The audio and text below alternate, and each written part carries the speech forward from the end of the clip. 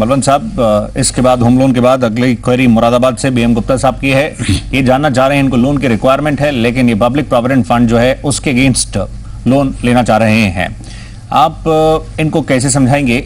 इन्होंने मेंशन किया, इनफैक्ट 6 साल पुराना है टू बी प्रिसाइज्ड, जो इन्होंने मेंशन किया सितंबर 2007 का इनफैक्ट ये ओपन है। और अब इनफैक्ट जिस तरह से हम देख रहे हैं, इन्होंने मेंशन किया कि पीपीएफ में इनका ये बैलेंस है इस समय और इनको लोन की रिक्वायरमेंट है। इसमें लोन लेना कितना ठीक रहेगा? ये बलवंत साहब एक बेहद लंबी अवधि का, लॉन्ग टर्म का, एक वेल्थ क्रिएशन का एक तरीके का टूल है जिसमें सालाना इन्वेस्ट कर रहे हैं, टैक्स रिबेट पा रहे हैं।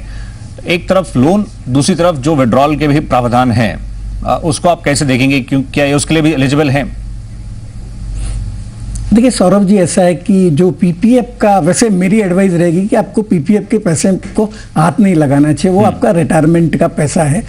परंतु अगर इनको लोन लेना है तो लोन लेने के लिए 3 साल कंप्लीट होने के बाद और 5 साल कंप्लीट होने के पहले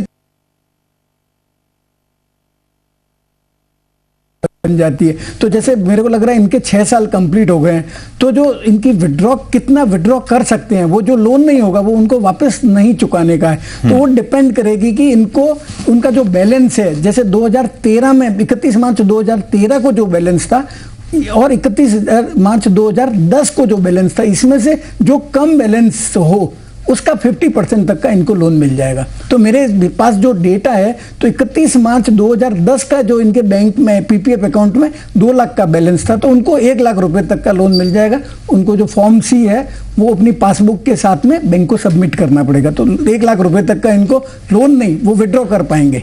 जी, इनफैक्ट तो इन लाइन्स पर आप देखें, कोशिश तो ये करें इसको टच ना करें तो वो बेटर है, लेकिन बहुत ज़्यादा आपको रिक्वायरमेंट है तो आप इस तरफ विचार कर भी सकते हैं। जो रूल्स रेगुलेशन पीपीएफ को गवर्न करते हैं वो हम इस समय स्क्रीन पर भी रन कर रहे हैं। अब आइए अगले सवाल की ओर हम चलते हैं।